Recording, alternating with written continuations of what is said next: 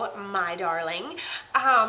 What I have for you is Heidi is talking to Bill, and he tells me he passes in a medical way, and he gives me a classic sign and symbol as if like maybe we decline in steps. We go down one thing, then another thing, then another thing. It almost seems like a deterioration process. He also gives me the sign symbol that he is I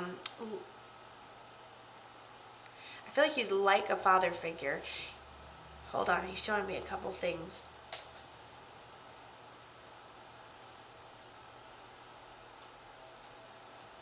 He goes, I'm a simple guy, just a dog and a wife.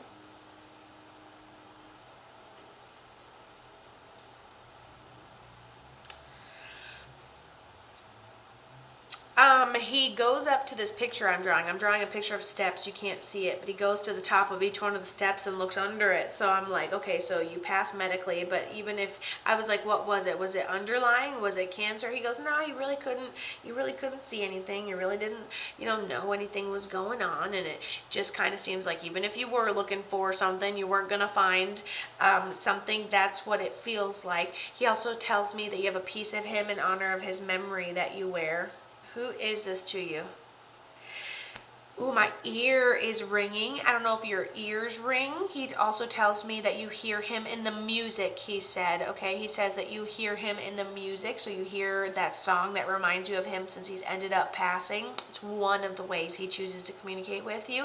And then he shows me 555. So he gives me repeating numbers. I love it. He seems like a classic, simple man. There's none of them left, so I love it. Okay, so he says he's like a father figure to you. So this must have been somebody that, essentially you could see like as a father figure or was able to be there for you in a very fathering, loving way. He has a dog with him on the other side. Looks like a hunting dog. I'm not really sure what kind of dog it is. Is a dog. And then he shows me him outside, him standing by a truck. He's your primary guardian angel. And then, he tells me you have something in honor of his memory that maybe we create, or maybe it's a piece of him or a pin or something. Does that resonate with you, my love?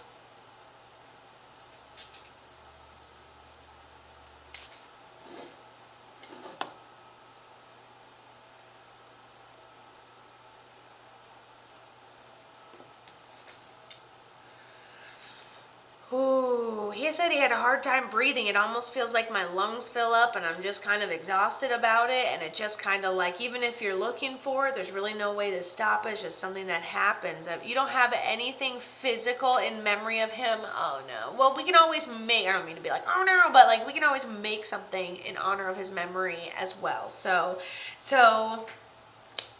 I feel like you could see a placard, you could see something that reminds you of him and pick it up anyways, but regardless, he's also sending you the music. He brings a lady in that is shorter, but I can't really tell because she's not really standing, so I would assume she had a hard time walking around toward the end. I feel like she's got just like fluffier hair and she passed with something medically, hard time walking around.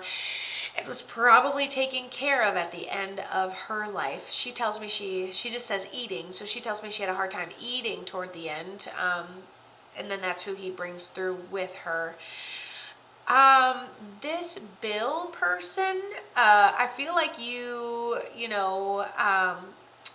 it almost seems like a nostalgia. He seems young and a part of your energy, and it's almost surprisingly so, considering how we don't even have any physical things of his. You just keep his memory alive that dang good. He goes, well, I've come to her in a dream, and he sends you your numbers, but you also have that female on the other side too. She smells really sweet, like, I don't know, old-fashioned, like, sweet pea almost. I said short hair, but it's starting to look poofier it almost looks salt and pepper. Maybe we just cut it at the end. But maybe it's like longer, darker when she's younger, So it's an older person on the older female. Obviously, I think we said that before. Anyways, I'm rambling into Timbuktu over here. Bill, simple guy, has a dog up there, ends up passing medically, deteriorating, looking for it. So how did he end up passing, Heidi?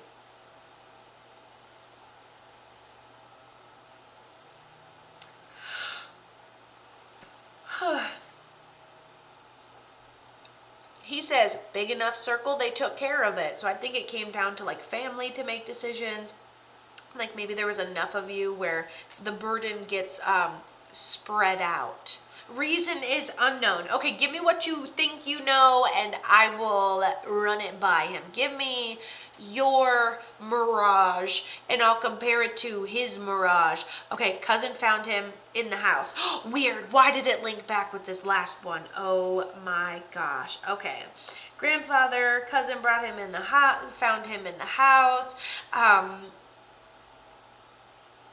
Goes down in steps. That could be him heading toward the floor now that I'm looking at it again. Underlying medical, and he tells me, what do you mean? Because I'm like, underlying medical, and then we zoom in on it, right? We zoom in on it, and he's like, well, even if you're looking for it, you're not going to be able to find it. And then all of a sudden someone comes home and like finds him. I don't think we'd even see it if we were looking for it. He goes, man, I've had a good life. I've had a good life. And so, honestly, he's one of the most cheerful, like, people I've met over there. I'm not talking about sunshine personality. I'm talking about, like, look at my friend is here. Look at this female's over here on the other side. Look, this dog's over here, Kato. Everything's here. It still exists. Even if it's not physically in front of you, it still exists. I'm like, yes, that's how it works up there, sir. And he's just very happy to be a part of it, not gonna lie. So when I say he's happy, he almost looks like somebody who's in a and then you bring him up to where they said never existed, and he's like, everybody's here, okay. And then we found him on the ground, okay. And so I feel like it is something like, just to go off of other readings from the night, what it feels like, genuinely it feels like almost like a heart attack. But I don't know how old Grandpa was. He is very good with the timing. He's very, much like Ashley's reading with John, very good with the timing. He's not usually left unattended for long, and how somebody else didn't find him, I'm really unsure. But it has to do with the timing. But then he says he's like a father figure to you. And then he's just like, I really cherish that. So grandfather, yes, but no matter how, I think he was stepping in all of the good parental ways. I don't know if we got a chance to say goodbye. Obviously, he passed unexpectedly, but he says that he goes like this. He brushes everything off. He does a lot of gestures, like, oh, don't even start with that. Oh, don't even start with that. He gives me a lot of gestures. He's like an old farmer dude, but then he's like, oh my God, technology, when he passes. I really love his energy. Really good.